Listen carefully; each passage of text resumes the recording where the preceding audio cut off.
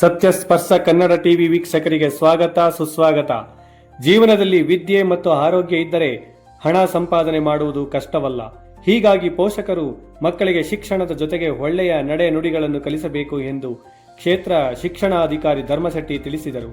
ಪಟ್ಟಣದ ಬಿಜಿಎಸ್ ಶಿಕ್ಷಣ ಸಂಸ್ಥೆಯಲ್ಲಿ ಸೋಮವಾರ ಆಯೋಜಿಸಿದ್ದ ಮಕ್ಕಳಿಗೆ ಅಕ್ಷರಾಭ್ಯಾಸ ಕಾರ್ಯಕ್ರಮ ಉದ್ಘಾಟಿಸಿ ಅವರು ಮಾತನಾಡಿದರು.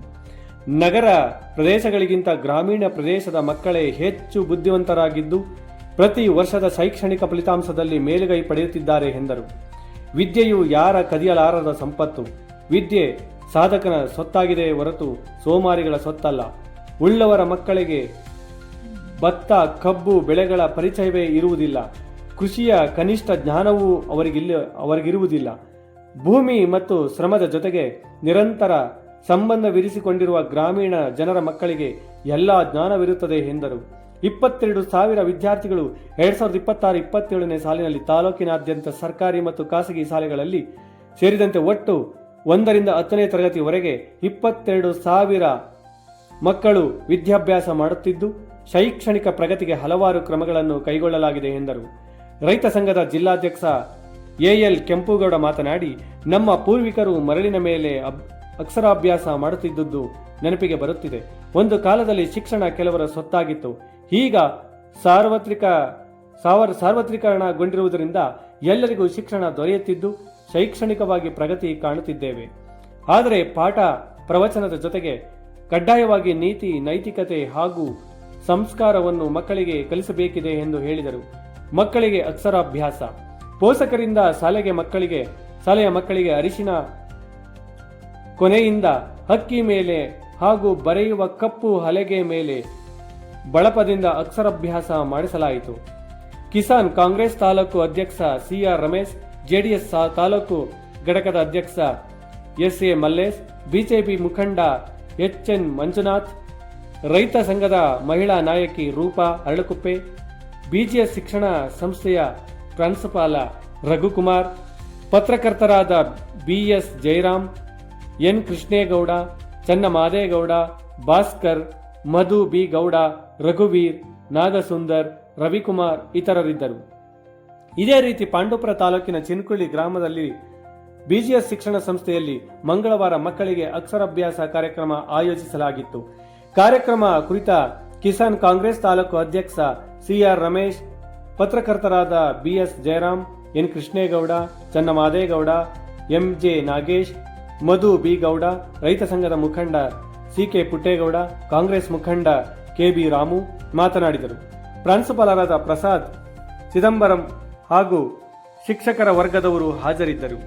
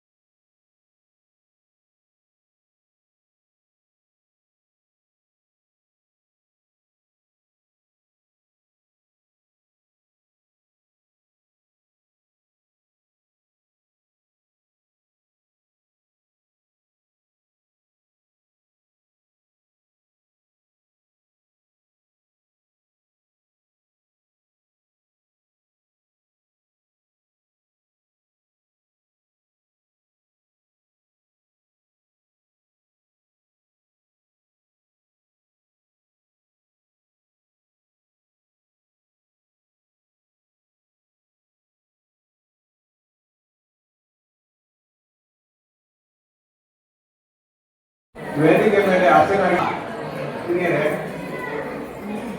ಪತ್ರಕರ್ತ ಮಿತ್ರರೇ, ಆತ್ಮೀಯ ಪೋಷಕರೇ, ಪ್ರೀತಿಯ ಶಿಕ್ಷಕ ವರ್ಗದವರೇ, ಇದು ಬಹಳ ಅತ್ಯದ್ಭುತವಾಗಿರ್ತಕ್ಕಂಥ ಕಾರ್ಯಕ್ರಮವನ್ನ ತಾವು ಇಲ್ಲಿ ನಡೆಸ್ತಾ ಇದ್ದೀರಿ.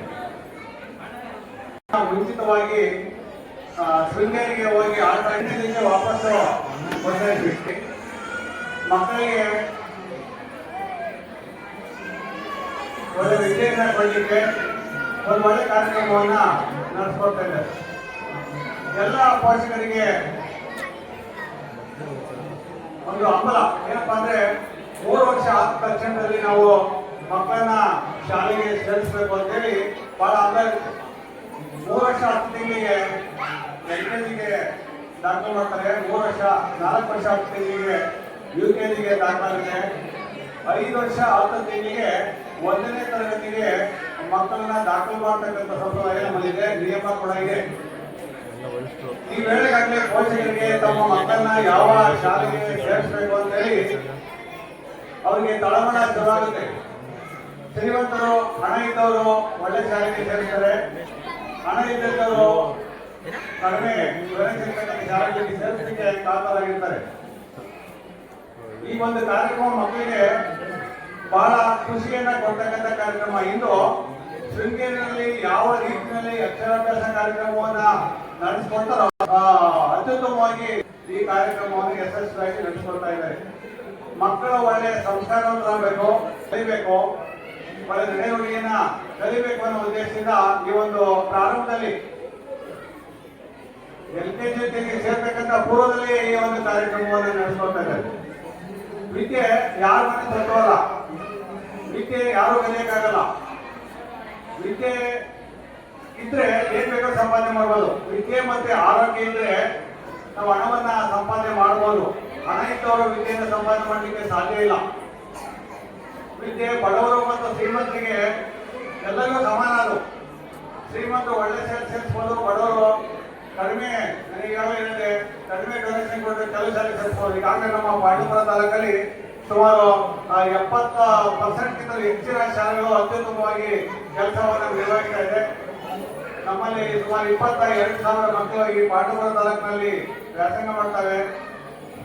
ಕೆಲವು ಶಾಲೆಗಳು ಮಾತ್ರ ಈ ಅಗತ್ಯ ಸೌಲಭ್ಯಕ್ಕಿಂತ ಸ್ವಲ್ಪ ಕಡಿಮೆ ಸೌಲಭ್ಯಗಳನ್ನು ಹೊಂದಿವೆ. ಇಂಥ ಒಂದು ತಾಲೂಕಿನಲ್ಲಿ ಕೆಲಸ ಮಾಡ್ತಕ್ಕಂಥದ್ದು ಬಹಳ ಖುಷಿಯನ್ನು ಕೊಡುತ್ತೆ. ನೀವೆಲ್ಲ ಪೇರೆಂಟ್ಸು ಒಳ್ಳೆ ಶಾಲೆಗೆ ಸೇರಿಸಿ ಮಕ್ಕಳಿಗೆ ಒಳ್ಳೆ ಸಂಸ್ಕಾರವನ್ನ ಕಲಿಸ್ಬೇಕು. ಚಿಕ್ಕಂದಿನಿಂದಲೇ ಒಳ್ಳೆ ನಡೆನುಡಿಯನ್ನೇ ಕಲಿಸ್ಬೇಕು. IAS ಅಧಿಕಾರಿ, IFS ಅಧಿಕಾರಿ ಅವ್ರ ಮಕ್ಕಳಿಗೆ ತರಕಾರಿ ಲಾಭ ನಷ್ಟದ ಲೆಕ್ಕಾಚಾರ ಗೊತ್ತಿಲ್ಲ ಅಂತಾರೆ. ನನ್ನ ಹತ್ರ ಸಂಬಂಧಿ ಅವರು IFS ಅಧಿಕಾರಿ ಮಗ, ಅವ್ರಿಗೆ ತರಕಾರಿ ತರದೇ ಗೊತ್ತಿಲ್ಲ. ಅದು ನಮ್ಮ ಪಾಂಡವಪುರ ತಾಲೂಕಲ್ಲಿ ನಮ್ಮ ಮಕ್ಕಳು ಕೇಳಿ ಯಾರಾದ್ರೂ ಕೂಡ 6 ವರ್ಷ 7 ವರ್ಷಕ್ಕೆ ಲಾಭ ನಷ್ಟದ ಲೆಕ್ಕಾಚಾರ ಮಾಡ್ತಾರೆ. ತರಕಾರಿ ಬೆಳೀತಾರೆ. ಭತ್ತ ಅಂದ್ರೇನೋ, ಕಬ್ಬು ಅಂದ್ರೇನೋ, ಕಾಫಿ ಅಂದ್ರೇನೋ, ಮೆಣಸು ಅಂದ್ರೇನೋ ಯಾರಿಗೂ ಗೊತ್ತಿಲ್ಲ. ನಗರ ಪ್ರದೇಶದಲ್ಲಿ ವ್ಯಾಸಂಗ ಮಾಡ್ತಕ್ಕಂಥ ಮಕ್ಕಳಿಗೆ, ನಮ್ಮ ಹಳ್ಳಿಗಳಲ್ಲಿ ವ್ಯಾಸಂಗ ಮಾಡ್ತಕ್ಕಂಥ ಮಕ್ಕಳು ಪ್ರತಿಯೊಂದು ಲೆಕ್ಕಾಚಾರ ಗೊತ್ತಿರುತ್ತೆ. ಹಸು, ಕರು, ಮೇಕೆ ಹೆಸರು ಗೊತ್ತಿರುತ್ತೆ, ಅವರಿಗೆ ಗೊತ್ತಿರಲ್ಲ. ಸ್ವಂತ ರೀತಿ ಗೊತ್ತಿರುತ್ತೆ, ಅವ್ರಿಗೆ ಗೊತ್ತಿರಲ್ಲ. ಹಾಗಾಗಿ ತಮ್ಮ ಮಕ್ಕಳನ್ನ ಒಳ್ಳೆ ಶಾಲೆಗೆ ಸೇರಿಸಿ ಅತ್ಯುತ್ತಮ ಶಿಕ್ಷಣವನ್ನ ಕೊಡಿಸಿ ವಿದ್ಯೆಯಲ್ಲಿ ಯಾರನ್ನ ತೋರಿಸೋಲ್ಲ, ಶ್ರಮಿಕನ ಸತ್ತವರು ಕಷ್ಟಪಟ್ಟು ಅವರ ಎಲ್ಲ ಬ್ಯಾಂಕಿಂದ ಹಿಡಿದು ಎಲ್ಲ ಸೌಲಭ್ಯ ಕೊಡ್ತೀವಿ. ನಮಗೆ ಅವತ್ತು ಬೆಳಿಗ್ಗೆ 8 ರಿಂದ 11 ಗಂಟೆ ತಿರ್ಗಾ 3 ರಿಂದ 5 60ರ ದಶಕದಲ್ಲಿ ಅವಾಗ ಆ ಮಧ್ಯದಲ್ಲಿ ನಾವು ಮನೆಗೆ ಹೋದ್ರೆ ನಮ್ಮಪ್ಪ ನೋಡಿ ಮಕ್ಕಳು ನಾಟಿ ಕುರಿ ಬಿಡೋರು ಯಾರು ಇಲ್ಲ, ಕುರಿ ಮೇಯಿಸ್ಕೊಂಡ್ ಬರ್ರಿ ಅಂತ ಹೇಳ್ತಿದ್ರು. ಅವತ್ತು ಆ ಓದು ಇತ್ತು. ಆದ್ರೂ ಅವತ್ತು ಓದಿ ಒಂದು ಮೇಲಕ್ಕೆ ಬಂದಿದ್ದಾರೆ. ನಮ್ಮ ಹಳ್ಳಿಗಾಡಿನಲ್ಲಿ ಓದಿ ಮೇಲಕ್ಕೆ ಬಂದಿದ್ದಾರೆ. ಆದ್ರೆ ಇವತ್ತು ನಾವ್ ಏನ್ ಮಾಡಿದ್ದೀವಿ, ಎಲ್ಲರೂ ಒದಗಿಸ್ಕೊಡ್ತಾ ಇದ್ದೀವಿ. ಆದ್ರೆ ಮಕ್ಕಳಿಗೆ ನೈತಿಕತೆ, ಒಂದು ಸಂಸ್ಕಾರನ ನಾವು ಕಲಿಸ್ತಾ ಇಲ್ಲ. ಇಷ್ಟೇ ಮುಖ್ಯ ಅಲ್ಲ, ಇಲ್ಲಿ ಪಾಠ ಮಾಡೋದು ಎಷ್ಟು ಮುಖ್ಯನೋ ಅಷ್ಟೇ ನೀವು ಮನೆಗಳಲ್ಲಿ ಮಕ್ಕಳಿಗೆ ಸಂಸ್ಕಾರ ಕಲಿಸ್ಬೇಕು, ನೀತಿ ಪಾಠನ ಕಲಿಸ್ಬೇಕು. ಗುರು ಹಿರಿಯರಿಗೆ ನೀವು ಗೌರವ ಕೊಡ್ಬೇಕು, ಹಿರಿಯರಿಗೆ ಗೌರವ ಕೊಡ್ಬೇಕು, ಇವೆಲ್ಲ ಹೇಳ್ಕೊಡ್ಬೇಕು. ನಮ್ಮ ತಂದೆ ಇದ್ರು ಸಹ ನಮ್ಮ ತಂದೆ ಹಿಂಗೇನಾರ ಹೋಗಿ ಪಂಚಾಯತ್ ದೊಡ್ಡವರು ಒಂದೇ ಊರಲ್ಲಿ ಬಂದಿ ಅಷ್ಟೊಂದು ಸ್ಟ್ರಿಕ್ಟ್ ಆಗಿ ನಮ್ಮನ್ನು ಬೆಳೆಸಿದ್ದಾರೆ. ಅವೆಲ್ಲನೂ ನಾವು ಮಕ್ಕಳಿಗೆ ಕಲ್ಸ್ಕೊಡ್ಬೇಕು. ಮಕ್ಕಳೇ ನಮ್ಮ ಆಸ್ತಿ. ಆದ್ರಿಂದ ಇವತ್ತು ಯಾರು ನೀವು ಬಂದು ನಿಮ್ಮ ಮಕ್ಕಳಿಗೆ ಅಕ್ಷರಾಭ್ಯಾಸ ಮಾಡಿಸಿದ್ದೀರೋ ನಿಮ್ಗೆಲ್ಲ ಒಳ್ಳೇದಾಗ್ಲಿ ಅಂತ ಹೇಳಿ. ಏನಿಲ್ಲ ಪರಿಸರ ದಿನ. ಸೊ ನಾವು ಪರಿಸರ ದಿನನ ಯಾಕೆ ಮಾಡ್ತೀವಿ? ನಮ್ಗೆ ಉಸಿರಾಟ ನಾವೇ ಬೆಳಗ್ಗೆ ಊಟ ಎಲ್ಲವೂ ನಾವು ಅವಲಂಬಿಸಿರೋದು ಪರಿಸರದಿಂದ. ಸೊ ಅದೇ ತರ ನಮ್ಮ ಮಕ್ಕಳು ಕೂಡ ನಮ್ಗೆ ಪರಿಸರ ತರ. ಒಂದು ಗಿಡನ ನೆಡಕ್ಕೆ ನಾವ್ ಏನ್ ಮಾಡ್ತೀವಿ? ಒಂದು 10 ನಿಮಿಷ ಕಂಡು ನೋಡ್ರಿ. ಒಂದು ಗಿಡ ನೆಡಕ್ಕೆ ನಾವ್ ಏನ್ ಮಾಡ್ತೀವಿ? ಗಿಡ ನೆಟ್ಕೊಂಡು ಬಿಟ್ಬಿಡ್ತೀವ? ಇಲ್ಲ, ಆ ಗಿಡ ಹೂ ಮತ್ತೆ ಹಣ್ಣು ಕೊಡೋವರೆಗೂ ಅದನ್ನ ಪಾಲನೆ ಪೋಷಣೆ ಮಾಡ್ತೀವಿ. ಅದೇ ತರ ನಮ್ಮ ಮಕ್ಕಳು ಹುಟ್ಟಿದಾಗಿಂದ ನೀವ್ ಏನ್ ಮಾಡ್ತೀವಿ? 1 ವರ್ಷ 2 ವರ್ಷ ನಾವು ತೊಳೆಮೇಲೆ ಹಾಕೊಂಡು ಮಕ್ಕಳನ್ನ ಆಡ್ಕೊಡ್ಸೋದು, ಆರೈಕೆ ಮಾಡೋದೆಲ್ಲ ಮಾಡ್ತೀವಿ. ನೆರೆಯಕ್ಕೆ ಸ್ಟಾರ್ಟ್ ಮಾಡಿದ ತಕ್ಷಣ ಮಕ್ಕಳನ್ನ ಬಿಟ್ಬಿಡ್ತೀವಿ. ಆಮೇಲೆ ಒಂದು 8ನೇ ಕ್ಲಾಸ್ 9ನೇ ಕ್ಲಾಸ್ ಬರೋ ಟೈಮಲ್ಲಿ ಮಕ್ಕಳು ಡಾಕ್ಟರ್ ಆಗ್ಬೇಕು, ಇಂಜಿನಿಯರ್ ಆಗ್ಬೇಕು ಅಂತೇಳಿ ಅವಾಗ ನೀವು ಸ್ಟಾರ್ಟ್ ಮಾಡ್ತೀರಾ ಟ್ಯೂಷನ್ ಅದು ಇದು ಅಂತ. ಸೊ ನಾನು ಏನ್ ಹೇಳ್ತೀನಿ ಅಂದ್ರೆ, ದಯವಿಟ್ಟು ಒಂದು 10 ನಿಮಿಷ ಗಂಟೆ ಕೇಳಿಸ್ತೇವೆ. ಮೊಬೈಲ್ ಆಮೇಲೆ ನೋಡ್ಕೊಂಡು ಮನೆಗೆ ಹೋದ್ಮೇಲೆ ಒಂದು 10 ನಿಮಿಷ ನಂದು ಒಂದೇ ಒಂದು ರಿಕ್ವೆಸ್ಟ್, ನೀವು ಎಷ್ಟೇ ಬಿಸಿ ಇದ್ರು ಮನೆಯಲ್ಲಿ ಒಂದೇ ಒಂದು ಗಂಟೆ ಮೊಬೈಲ್ ಟಿವಿನ ಆಫ್ ಮಾಡಿ. 6 ಗಂಟೆ ಮೇಲೆ ಆ ಟ್ಯೂಷನ್ ಇಂದ ಬಂದ್ರು ಪರವಾಗಿಲ್ಲ, ಒಂದೇ 1 ಗಂಟೆ ನಿಮ್ಮ ಮನೆ ಅತ್ತೆ ಮಾವ ನೀವು ಯಾರಿದ್ರೆ ಎಲ್ಲ ಕೂತ್ಕೊಳ್ಳಿ ಮಕ್ಳ ಜೊತೆ. ಅವ್ರು ಏನ್ ಬುಕ್ಕು ಹೋಮ್ವರ್ಕ್ ಎಲ್ಲ ಬಂದಿರ್ತಾರೆ, ಒಂದೇ 1 ಗಂಟೆ ಅವ್ರ ಮುಂದೆ ಕೂತ್ಕೊಳ್ಳಿ. ಒಬ್ಬರು ತಾಯಿ ಇರ್ಬೋದು ಅಥವಾ ತಂದೆ ಇರ್ಬೋದು, ಪ್ರತಿದಿನ ಆಲ್ಟರ್ನೇಟಿವ್ ಯಾರು ಅವೈಲಬಲ್ ಇರ್ತೀರ ಅವ್ರು ಓದ್ತಾರ, ಅವ್ರು ಏನಾದ್ರೂ ಮಾಡಿ, ನೀವು ಹೇಳ್ಕೊಡ್ತಾ ಇದ್ರು ಪರವಾಗಿಲ್ಲ, ಅವ್ರ ಪಕ್ಕ ಒಂದೇ 1 ಗಂಟೆ ಕೂತ್ಕೊಳ್ಳಿ. ಅವ್ರ ಪಕ್ಕದಲ್ಲಿ ಬ್ಯಾಗ್ ಇರ್ಲಿ. ಅವ್ರು ಏನ್ ಮಾಡ್ತಾರೆ ಅಂತ ನೀವು ಸುಮ್ಮನೆ ಅಬ್ಸರ್ವ್ ಮಾಡಿ. ಅವ್ರು 1 ದಿನ ನೋಡ್ತಾರೆ, ಏನ್ ನಮ್ಮ ಅಮ್ಮ ಕೊಡ್ತಾನೆ ಇಲ್ಲ, 2 ದಿನ ನೋಡ್ತಾರೆ, 3 ದಿನ ನೋಡ್ತಾರೆ, ನಾಟಕಂತೂ ಆಡೋದಿಲ್ಲ. ಸೊ ನಾಳೆ ಎಲ್ಲ ಏನ್ ಮಾಡ್ತಾರೆ, ಅವ್ರು ನಾಟಕಂತೂ ಆಡಕ್ಕಾಗೋದಿಲ್ಲ. ಅದಕ್ಕೋಸ್ಕರ ಏನ್ ಮಾಡ್ತಾರೆ, ಅಟ್ಲೀಸ್ಟ್ ಓದಕ್ಕಾದ್ರೂ ಸ್ಟಾರ್ಟ್ ಮಾಡ್ತಾರೆ. ಎಷ್ಟೋ ಮಕ್ಕಳುಗಳು ನೀವು ಸ್ಕೂಲ್ ಫೀಸ್ ಕಟ್ಟಿರ್ತೀರಾ, ಹೇಳ್ಕೊಟ್ಬಿಡ್ತಾರೆ, ಟ್ಯೂಷನ್ ಖರ್ಚೋನ ಹೇಳ್ಕೊಟ್ಬಿಡ್ತಾರೆ ಅಷ್ಟೇ. ಅಲ್ಲಿ ಈ ತರ ಮಾಡ್ತಾ ಇದ್ದೀರಾ, ಮಕ್ಳ ಕಡೆ ಗಮನ ಕೊಡ್ತಿಲ್ಲ. ಮಕ್ಳು ಟ್ಯೂಷನ್ ಬಂದ ತಕ್ಷಣ ನಿಮ್ ಕಾನ್ಸಂಟ್ರೇಷನ್ ಬರೀ ಅವ್ರು ಸ್ನಾಕ್ಸ್ ಕೊಡೋದು, ಊಟ ರೆಡಿ ಮಾಡೋದು ಇದೇ ಇರುತ್ತೆ. ನಿಮ್ ಪ್ರಕಾರ ಊಟ ಮತ್ತೆ ಫೀಸ್ ಎಲ್ಲ ಕೊಟ್ಬಿಟ್ಟಿದೀವಿ, ಅವ್ರು ಓದ್ಬಿಡ್ಬೇಕು. ಆದ್ರೆ ಮನೆ ಮಕ್ಕಳ ಪಾಠ ಶಾಲೆ ಅಂತ ನಮ್ಗೆ ಹಿಂದಿನ ಗುರುಗಳು ಹೇಳ್ಕೊಟ್ಟಿದ್ದಾರೆ. ದಯವಿಟ್ಟು ಒಂದೇ 1 ಗಂಟೆ ಮಕ್ಳಿಗೋಸ್ಕರ ಮೀಸಲಿರ್ಬೇಕು ಅಂತ ಕೇಳ್ಕೊತಾ ಎಲ್ರಿಗೂ ಥ್ಯಾಂಕ್ ಯು. ಪೋಷಕರು ಹಾಗೂ ಪುಟಾಣಿ ಮಕ್ಕಳಿಗೆ ಮೊದಲನೇದಾಗಿ ನಾನು ಅಭಿನಂದಿಸುತ್ತಾ, ಈ ಒಂದು ಕಾರ್ಯಕ್ರಮದಲ್ಲಿ ಪಾಲ್ಗೊಂಡಿರುವ ಎಲ್ಲ ವೇದಿಕೆಯಲ್ಲಿರುವ ಬೇರೆ ವ್ಯಕ್ತಿಗಳೇ ಹಾಗೂ ಮುಂಭಾಗದಲ್ಲಿ ಆಸೀನರಾಗಿರುವ ನನ್ನ ಮಾಧ್ಯಮ ಸ್ನೇಹಿತರೆ, ಸಂಸ್ಥೆ ಮಕ್ಕಳು ಅಕ್ಷರಾಭ್ಯಾಸವನ್ನು ಮಾಡಿಸುವಂತ ಮಕ್ಕಳಿಗೆ ದೂರದ ಶೃಂಗೇರಿಗೆ ಲಕ್ಷಾಂತರ ರೂಪಾಯಿ, ಸಾವಿರಾರು ರೂಪಾಯಿ ದುಡ್ಡನ್ನು ವೆಚ್ಚ ಮಾಡಿ ಹೋಗಬೇಕಿತ್ತು. ಆದರೆ ನಮ್ಮ ಗ್ರಾಮೀಣ ಸಂಸ್ಕೃತಿ, ಗ್ರಾಮೀಣದ ವ್ಯವಸ್ಥೆ ಒಳಗಡೆ ಕಡಿಮೆ ಖರ್ಚಲ್ಲಿ ಮಕ್ಕಳಿಗೆ ವಿದ್ಯಾಭ್ಯಾಸವನ್ನು ಮಾಡಿಸುವ ಒಂದು ಪರಿಪಾಠವನ್ನು ನಮ್ಮ ಸಂಸ್ಥೆ ರೂಢಿಸಿಕೊಂಡು ಬಂದಿದೆ. ಅದಕ್ಕೆ ಈ ಸಂಸ್ಥೆಯ ಕಾರ್ಯದರ್ಶಿಗಳಾದ ರಾಮಕೃಷ್ಣ ಅವರಿಗೆ ನಾವು ಮೊದಲು ಅಭಿನಂದನೆಯನ್ನ ಸಲ್ಲಿಸಕ್ಕೆ ಇಷ್ಟಪಡ್ತೀವಿ. ಹಾಗೆ ಪರಿಸರ ದಿನಾಚರಣೆಯನ್ನ ಆಚರಣೆ ಮಾಡ್ತಾ ಇದ್ದೀವಿ. ಒಂದು ಕಾಡನ್ನ ನಾಶ ಮಾಡಿ ಇವತ್ತು ನಾವು ಮಳೆ ಇಲ್ಲದೆ ಮೇಲಿನ ಮೋಡವನ್ನು ನೋಡುವ ಸ್ಥಿತಿ ನಿರ್ಮಾಣ ಮಾಡ್ಕೊಂಡಿದ್ದೀವಿ. ರಸ್ತೆಗಳ ಆಧುನೀಕರಣದಿಂದ 100 ವರ್ಷಗಳ ಮರಗಳನ್ನ ಕಡಿದು ಇವತ್ತು ರಸ್ತೆ ಆಧುನೀಕರಣ ಮಾಡ್ತಾ ಇದ್ದೀವಿ. ರೈತ ತನ್ನ ದುರಾಸೆಯಿಂದ ಈ ಹಿಂದೆ ನಮ್ಮ ಪೂರ್ವಜರು ಸಸ್ಯಗಳನ್ನು ನೆಟ್ಟು ಮರವಾಗಿ ಎಪ್ಪನವಾಗಿ ಬೆಳೆಸಿದ್ರು. ಅದನ್ನು ರೈತ ಇವತ್ತು ಹಣಗಳಿಕೆಯಿಂದ ತನ್ನ ಜಮೀನಿನ ವಿಸ್ತರಣೆಗೋಸ್ಕರ ದೊಡ್ಡ ದೊಡ್ಡ ಮರಗಳನ್ನು ಕಡಿದು ಇವತ್ತು ಪರಿಸರವನ್ನ ನಾಶ ಮಾಡ್ತಾ ಇದ್ದೀವಿ. ಆದ್ರೆ ನಾನು ಹೇಳೋದಾದ ವಿಷಯ, ಇವತ್ತು ಪೋಷಕರು ತಮ್ಮ ಮಕ್ಕಳಿಗೆ ಅಕ್ಷರಾಭ್ಯಾಸವನ್ನು ಮಾಡಿಸಲು ಎಷ್ಟು ಒತ್ತನ್ನು ನೀಡ್ತಾ ಇದ್ದೀರೋ, ಅದೇ ರೀತಿ ತಾವು ತಮ್ಮ ಮನೆಯ ಮುಂದೆ ತಮ್ಮ ಜಮೀನಿನಲ್ಲಿ ಒಂದು ಸಸಿಯನ್ನು ನೆಡುವ ಮೂಲಕ ಈ ಪರಿಸರವನ್ನ ನೀವು ಎಲ್ಲ ಸೇರಿ ಕಾಪಾಡೋಣ ಅಂತೇಳಿ ತಮ್ಮನ್ನು ವಿನಂತಿ ಮಾಡ್ತಾ ನನ್ನ ಮಾತನ್ನು ಮುಗಿಸಿ ಸಮರ್ಪಯಾಮಿ. ಭೂಃ ಮಹಾಗಣಪತಿಮಾವಾಹಯಾಮಿ, ಭುವಃ ಮಹಾಗಣಪತಿಮಾವಾಹಯಾಮಿ, ಭೋರ್ಭುವಃ ಮಹಾಗಣಪತಿಮಾವಾಹಯಾಮಿ, ಮಹಾಗಂ ಗಣಪತಯೇ ನಮಃ ಆವಾಹಯಾಮಿ, ಸ್ಥಾಪಯಾಮಿ, ಪೂಜಯಾಮಿ. ಮಹಾಗಣಪತಿ ದೇವತಾಭ್ಯಾಪೂರ್ವಂತಂ. ಗಣಪತಿಗೆ ವಿಶೇಷವಾದಂತಹ ಫಲಗಳನ್ನು ಸಿಗಬೇಕು ಎಂದ್ರೆ ಗುಡ ನಿವೇದನ, ಬೆಲ್ಲದ ನಿವೇದನವನ್ನು ಮಾಡಿದಾಗ ಮಾತ್ರ ಫಲಗಳು ಸಿಗುತ್ತದೆ ಅಂತ ಹೇಳಿದ್ದಾರೆ. ಬೆಲ್ಲದ ಮೇಲೆ ಹೂ ಅಕ್ಷತೆಯನ್ನು ಹಾಕಿ ನೋಡಿ, ಅಲ್ಲಿ ಗಂಧ ಅರಿಶಿನ ಇದ್ದಿಲ್ಲ, ಅರಿಶಿನದ ಬಟ್ಲನ್ನ ಎತ್ಕೊಳ್ಳಿ. ಗಂಧದ್ವಾರಾಂಧ್ರಾರ್ಶ್ಯಾಮಿತಿ ಮಂತ್ರೇಣ ಆವಾಹಿ ಮಹಾಗಣಪತಿಯೇ ನಮಃ. ವಾಜಿನಿ ವದೇ ದೀನಾಮ ವಿತ್ರ್ಯವದ ಆನೋ ದಿವೋ ಬೃಹದ ಪರ್ವದಾದ ಗಂಧೋ ಸರಸ್ವತಿ ವಾಗ್ದೇವ್ಯೈ ನಮಃ. ನೋಡಿ 11 ಬಾರಿ ಮಹಾ ಸರಸ್ವತ್ಯೈ ನಮಃ ಅಂತ ಪ್ರಾರ್ಥನೆ ಮಾಡ್ಕೊಳ್ಳಿ. ಮಕ್ಕಳಿಗೆ ಇರುವಂತಹ ವಿದ್ಯೆಗೆ ಸಂಬಂಧಪಟ್ಟಂತ ಪ್ರಾರ್ಥನೆ ಸಲ್ಲಿಸಿ. ಮಹಾದೇವನಾಭ್ಯಾನ್ಮೋರ್ವಂತಂ ಭೋಃ ಮಹಾಧರಸಿಂಹಾವಾಹಯಾಮಿ ಭೋಃ ಮಹಾಧರಸಿಂಹಾವಾಹಯಾಮಿ ಭೋಃ ಮಹಾಧರಸ್ವತ್ಯೈ ನಮೋ ನಮಃ. ಆವಾಹಯಾಮಿ ಸ್ಥಾಪಯಾಮಿ ಪೂಜಯಾಮಿ ಮಹಾಸರಸ್ವತಿ ದೇವತಾಭ್ಯಾನ್ಮೋರ್ವಂತಂ ಆವಾಹಯಾಮಿ ಸ್ಥಾಪಯಾಮಿ ಪೂಜಯಾಮಿ ಆವಾಹಿತ ಮಹಾಸರಸ್ವತಿ ದೇವತಾಭ್ಯಾನ್ಮೋರ್ವಂತಂ ತದಾಶ್ರೀ ಮಹಾಗಣಪತಯೇ ಇದಂ ನಮಃ. ಆವಾಹನ ಪೂಜಾ ಅಂತಕರ್ಮ ಕರಿಷ್ಯೆ. ಓಂ ಸುಮುಖಾಯ ನಮಃ ಸುಮುಖಾಯ ನಮಃ ಏಕದಂತಾಯ ನಮಃ ಕಪಿಲಾಯ ನಮಃ ಗಣಗಣಗಾಯ ನಮಃ ಗಂಗೋದರಾಯ ನಮಃ ವಿಕಟಾಯ ನಮಃ ವಿಘ್ನರಾಜಾಯ ನಮಃ ಲೋಕಕೇತವೇ ನಮಃ ಗಣಾಧ್ಯಕ್ಷಾಯ ನಮಃ ಬಾಲಚಂದ್ರಾಯ ನಮಃ ಕುಮಾರಗುರವೇ ನಮಃ ಗೌರೀಸುತಾಯ ನಮಃ ಮಹಾಗಣಪತಯೇ ಇದಂ ನಮಃ. ಆವಾಹನ ಪೂಜಾ ಅಂತಹ ಓಂಕಾರವನ್ನು ಅಲ್ಲಿ ಬರೆಯಬೇಕು.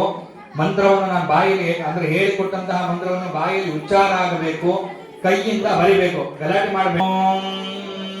ನೋಡಿ, ಇದನ್ನ ಬಾಯಿಂದ ಉಚ್ಚಾರ ಮಾಡಿ ಅಲ್ಲಿ ಮುಂಭಾಗದಲ್ಲಿ ಮಕ್ಕಳ ಕೈಯಿಂದ ಬರೆಸಿ, ತಾಯಿಯಾಗಿ ಹಿಡ್ಕೊಂಡು ಓ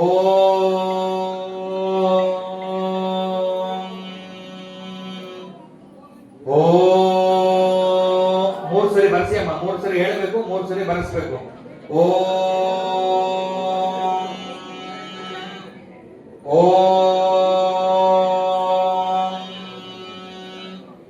ನೋಡಿ, ಈಗ ಮತ್ತೆ ಶ್ರೀ ಅಂತ ಬಾಯಲ್ಲಿ ಹೇಳ್ಬೇಕು, 3 ಬಾರಿ ಮಕ್ಕಳಿಂದ 3 ಬಾರಿ ಬರೆಸ್ಬೇಕು.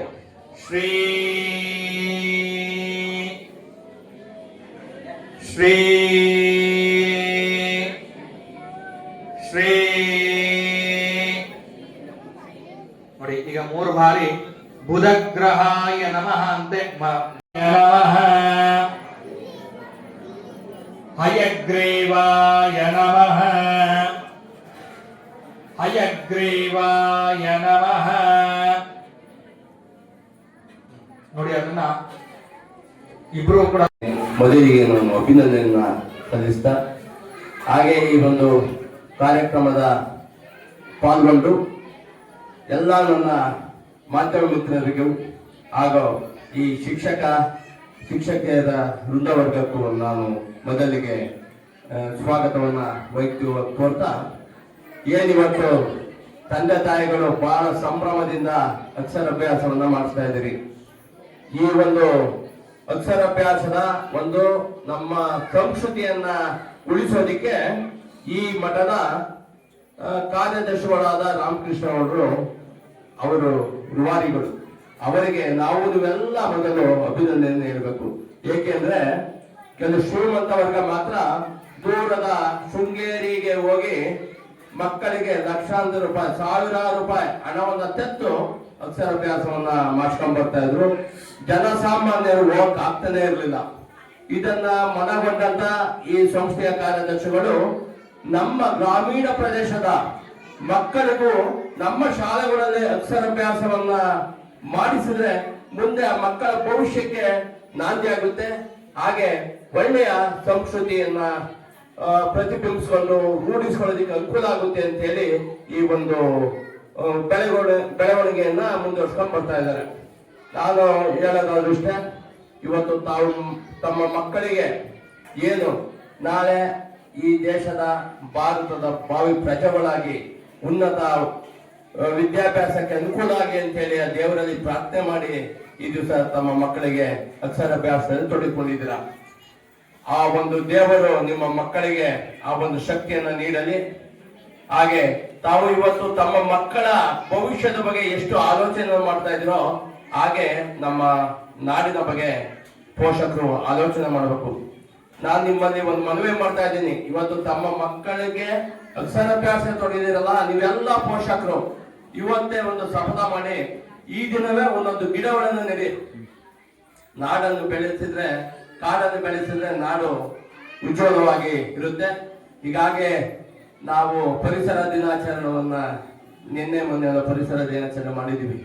ಇವತ್ತು ಇಡೀ ಕಾಡನ್ನ ಕಡೆದು ನಮ್ಮ ಸ್ವಾರ್ಥಕ್ಕಾಗಿ, ನಮ್ಮ ದುರಾಸೆಗಾಗಿ, ರಸ್ತೆಗಳ ಅಗಲೀಕರಣಕ್ಕಾಗಿ, ರೈತ ತನ್ನ ಜಮೀನಿನ ಅಗಲೀಕರಣಕ್ಕಾಗಿ ನಮ್ಮ ಪೂರ್ವಜರು ನೆಟ್ಟಿ ಬೆಳೆಸಿದಂತ 100 ವರ್ಷದ ಮರಗಳನ್ನ ಕಡಿದು ಇವತ್ತು ಕಾಡನ್ನ ನಾಶ ಮಾಡಿದೀವಿ.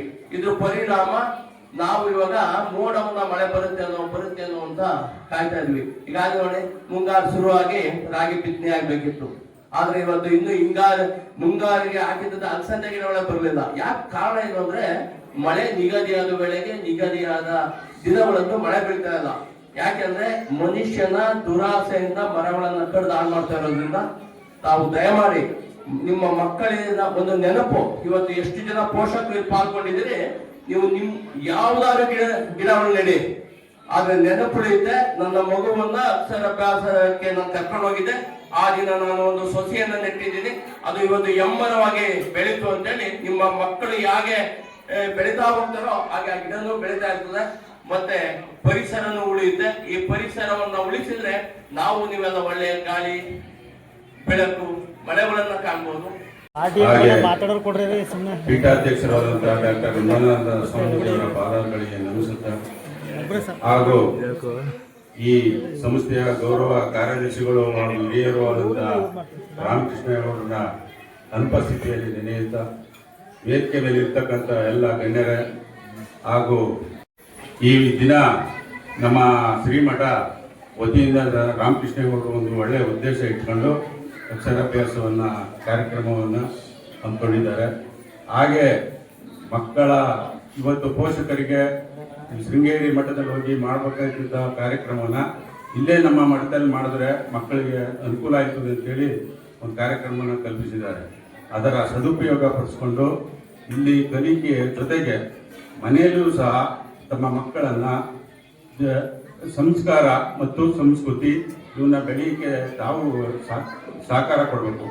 ಶಿಕ್ಷಕರ ಜೊತೆಗೆ ತಾವು ಕೈ ಜೋಡಿಸಿದಾಗ ಮಾತ್ರ ತಮ್ಮ ಮಕ್ಕಳು ಉಜ್ವಲ ಭವಿಷ್ಯವನ್ನು ಕಾಣಲು ಸಾಧ್ಯವಾಗುತ್ತದೆ. ಆ ನಿಟ್ಟಿನಲ್ಲಿ ತಾವೆಲ್ಲರೂ ಅದನ್ನು ಮಾಡುವ ಮೂಲಕ ಈ ಕಾರ್ಯಕ್ರಮಕ್ಕೆ ಅರ್ಥ ಕೊಡಬೇಕು ಅಂತೇಳಿ ನಾನು ಎರಡು ಮಾತಾಡೋದು. ಬಿಜೆಪಿ ಶಿಕ್ಷಣ ಸಂಸ್ಥೆ ಅದು ಯಾವುದೇ ರೀತಿ ಕಾರ್ಯಕ್ರಮ ಮಾಡೋದು ವಿಭಿನ್ನವಾದ ರೀತಿಯಲ್ಲಿ ಕಾರ್ಯಕ್ರಮವನ್ನು ಹಮ್ಮಿಕೊಂಡು ಬರ್ತಾ ಇದೆ. ಇದು ಮಕ್ಕಳಿಗೆ ಅಕ್ಷರಾಭ್ಯಾಸ ಕಾರ್ಯಕ್ರಮ ಅನ್ನೋದು ಹಿಂದೆ ಮಠಗಳು ಗುರುಕುಲ ಪದ್ಧತಿಯಲ್ಲಿ ರಾಜ ಮಹಾರಾಜ ಮಕ್ಕಳುಗಳಿಗೆ ಮರಳು ಮುಖಾಂತರ ಅಕ್ಷರಾಭ್ಯಾಸ ಕಾರ್ಯಕ್ರಮವನ್ನು ಮಾಡ್ತಕ್ಕಂಥ ಪದ್ಧತಿ ಇತ್ತೀಚಿನ ದಿನಗಳಲ್ಲಿ ಅದು ಕಣ್ಮರೆಯಾಗಿದೆ. ಈಗೇನಾದ್ರು ಅಕ್ಷರಾಭ್ಯಾಸ ಮಾಡಿಸ್ಬೇಕಂದ್ರೆ ಶೃಂಗೇರಿ ಶಾರದಾ ದೇವಿ ಪೀಠಕ್ಕೆ ಹೋಗಿ ಅಲ್ಲಿ ನಾವು ಸಾವಿರಾರು ರೂಪಾಯಿನ ಅಲ್ಲಿಗೆ ಕಟ್ಟು ನಾವು ಮಕ್ಕಳಿಗೆ ಅಕ್ಷರಾಭ್ಯಾಸ ಮಾಡ್ಕೊಳ್ಳುವಂಥ ಪದ್ಧತಿ ರೂಢಿ ಈಗಲೂ ಚಾಲ್ತಿಯಿದೆ. ಆದರೆ ನಮ್ಮ ಬಿಜೆಪಿ ಶಿಕ್ಷಣ ಸಂಸ್ಥೆಯವರು ನಮಗೆ ಓದ್ತಿರುವಂಥ ಮಕ್ಕಳುಗಳಿಗೆ ಶಿಕ್ಷಣ ಜೊತೆಗೆ ಸಂಸ್ಕಾರನ ಬೆಳೆಸಬೇಕು. ನಮ್ಮ ಮಕ್ಕಳಿಗೆ ತಂದೆ ತಾಯಿಗಳ ಬಗ್ಗೆ, ಗುರು ಹಿರಿಯರ ಬಗ್ಗೆ ಒಂದು ಗೌರವ ಮೂಡಬೇಕು. ಮಕ್ಕಳಿಗೆ ಶಿಕ್ಷಣ ಎಷ್ಟು ಮುಖ್ಯನೋ ಸಂಸ್ಕಾರವೂ ಅಷ್ಟೇ ಮುಖ್ಯ ಅನ್ನೋ ಒಂದು ಉದ್ದೇಶದಿಂದ ಈ ಶಾಲೆಯಲ್ಲಿ ಇಂಥ ಅಕ್ಷರಾಭ್ಯಾಸ ಮಾಡುವಂಥ ಕಾರ್ಯಕ್ರಮವನ್ನು ಹಮ್ಮಿಕೊಂಡು ಬರ್ತಾ ಇದ್ದಾರೆ. ಪ್ರತಿ ವರ್ಷವೂ ಸಹ ಮಕ್ಕಳಿಗೆ ಅಕ್ಷರಾಭ್ಯಾಸ ಕಾರ್ಯಕ್ರಮವನ್ನು ಮಾಡ್ಕೊಳ್ಳೋ ಮೂಲಕ ಮಕ್ಕಳಲ್ಲಿ ಸಂಸ್ಕಾರವನ್ನು ಬೆಳೆಸ್ತಿದ್ದಾರೆ. ನಾವು ಮಕ್ಕಳಿಗೆ ಎಷ್ಟು ಪಾಲನೆ ಪೋಷಣೆ ಮಾಡಿ ಶಿಕ್ಷಣ ಕೊಡಿಸ್ತೀವೋ ನಾವು ಅಷ್ಟೇ ಸಂಸ್ಕಾರವನ್ನು ಸಹ ಬೆಳೆಸಬೇಕಾಗಿದೆ. ಯಾಕಂದರೆ ಮಕ್ಕಳು ಇವತ್ತಿನ ಮಕ್ಕಳಲ್ಲಿ ಸಂಸ್ಕಾರ ಕಡಿಮೆ ಆಗ್ತಾ ಇದೆ. ಈ ಮೊಬೈಲ್ ಅನ್ನೋ ಒಂದು ಮೊಬೈಲ್ ಟಿವಿ ಚಾಳಿ ಬಂದು ಮಕ್ಕಳು ಓದ ಕಡೆ ಗಮನ ಕೊಡ್ತಾರೆ. ತಂದೆ ತಾಯಿಗಳು ಹಿರಿಯರು ಗೌರವನೆ ಮಾಡ್ಕೊಂಡಿದ್ದಾರೆ. ಮಕ್ಕಳು ಯಾರು ಪೋಷಕರಿಗೆ ಗೌರವನೆ ಕೊಡ್ತಾರೆ ಮಕ್ಕಳು. ಸೊ ಹಾಗಾಗಿ ನಾವು ಮಕ್ಕಳಿಗೆ ಸಾಧ್ಯವಾದಷ್ಟು ಈ ಮೊಬೈಲ್ ಇಂದ ದೂರ ಇಡೋಕೆ ಪ್ರಯತ್ನ ಪಡಬೇಕು. ನಾವೇ ಬಿಡ್ತಾ ಇಲ್ಲ, ಮಕ್ಕಳೇ ಬಿಟ್ಟವು. ನಾವೇ ರೀಲ್ಸ್ ನೋಡ್ತಾ ಇರ್ತೀವಿ, ನಮ್ಮ ಮಕ್ಕಳು ನಮ್ ನೋಡ್ಕೊಂಡು ರೀಲ್ಸ್ ನೋಡೋದು ಕಲಿತಾರೆ. ಹಾಗಾಗಿ ಮೊದಲು ನಾವು ಫೋನ್ ನೋಡೋದನ್ನ ಬಿಡ್ಬೇಕು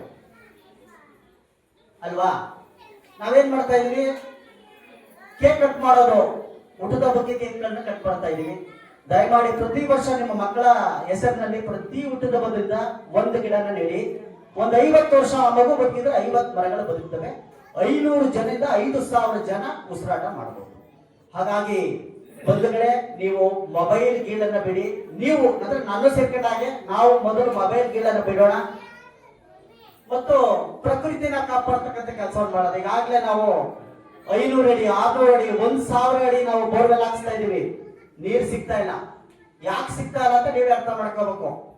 ನಾವು ಗಿಡ ನೆಡ್ತಾ ಇಲ್ಲ, ಒಂದ್ ಮನೆ ಕಟ್ಟಬೇಕು ಅಂದ್ರೆ ಒಂದು ಒಳ್ಳೆ ಮನೆ ಯಾವ್ದಿದ್ದು ನೋಡ್ತಾ ಇದೀವಿ. ಹಾಗಾಗಿ ಬಂಧುಗಳೇ, ನೀವೆಲ್ಲರೂ ಗಿಡ ಕಡಿಯೋದ್ ಬಿಟ್ಟು ಬೆಳೆಯೋದನ್ನ ನೀವು ನಾನು ಸೇರ್ಕೊಂಡಾಗಿ ಕಲಿಬೇಕು ಅಂತ ಹೇಳಿ ಈ